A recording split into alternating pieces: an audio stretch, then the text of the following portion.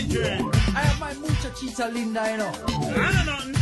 Mr. Guapa Linda. 4 de la tarde, 28 minutos, vecinos, súbale el volumen al televisor con una psicóloga clínica especialista en transformación personal y emocional, María Clara Arbeláez, a quien le damos la bienvenida. Lo sé todo, doctora, a tiempo sin verla. Gracias, sí, hacía rato no venía, gracias por invitarme, qué rico estar acá. Hay un tema muy importante, doctora, que uno piensa que, pues uno que está en los medios ve que es común, muchas personas se nos acercan, a Alejandra Serge, a mí, a los periodistas, oiga, me da miedo hablar en público, y uno dice, qué tan raro, pero uno, aún así, uno teniendo experiencia, yo he presentado eventos de 10.000 personas, todos los días estoy en vivo acá, y uno no deja de sentir ese miedo, pero porque hay gente que genera un pánico en hablar en público, que genera tanta ansiedad que hasta se paralizan. ¿Por qué pasa esto? Sí, un miedo tan paralizante, tan fuerte, tan intenso, que llega al punto en que las personas quieren evitarlo a toda costa, y es porque el cerebro percibe esa posibilidad de verse frente a un público como una amenaza.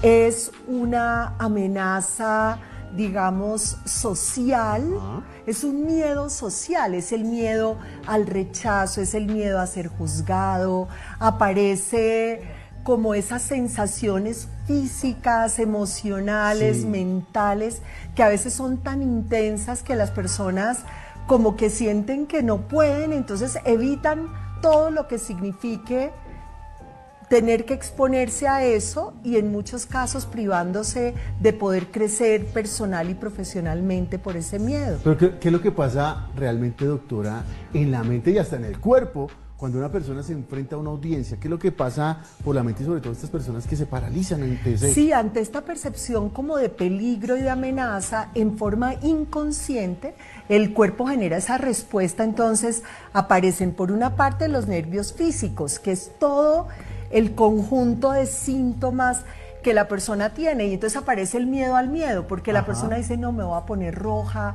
voy a temblar, se me va a ir la voz, me voy a quedar en blanco, que son los nervios mentales, o se me va a olvidar qué decir. Y de hecho a muchas personas les pasa, se quedan en blanco, dicen cosas diferentes a las que están pensando, o empiezan de verdad a temblar y a tener esas manifestaciones de nervios físicos muy fuertes y muy estresantes. Y este miedo, doctora, ¿de dónde viene? ¿Viene de experiencias pasadas, de cosas de la infancia, o de falta de fortalecer la autoestima? Sí, de ambas cosas, de todo eso. Ahí puede haber experiencias del pasado en que la persona estuvo expuesta a una situación y le quedó como una especie de trauma, o puede ser baja autoestima, que hace el famoso síndrome del impostor.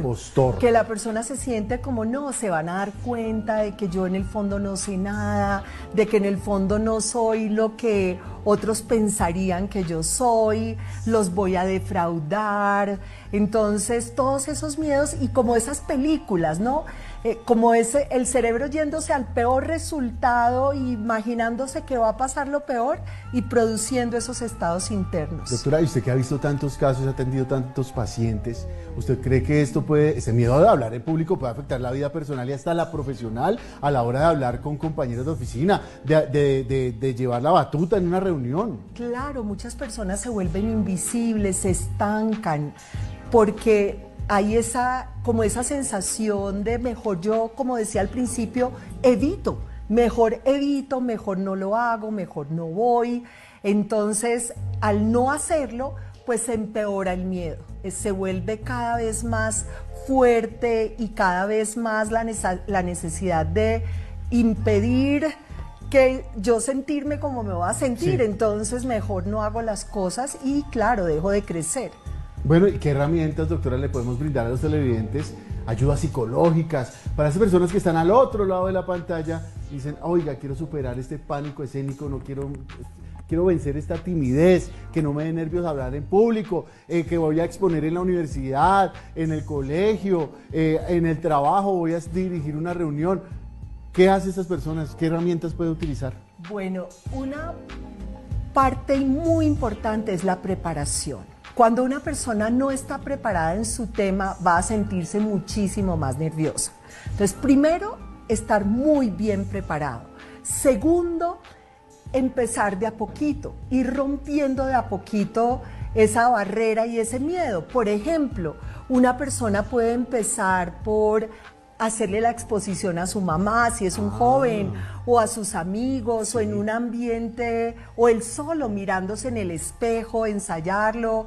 Y hay algo que se llaman las poses de poder. Las poses de poder son posturas corporales que una persona puede practicar un ratico antes de su exposición. ¿Cuáles serían esas poses así? Entonces, por ejemplo, una pose como esta. A ver, ponchemos a la doctora.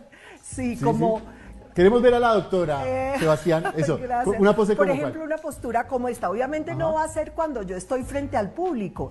Antes de pasar al público, me encierro un momentico en el baño y hago 2 minutos de poses de poder. Esto viene de una psicóloga con doctorado en Harvard que se llama Amy Cuddy.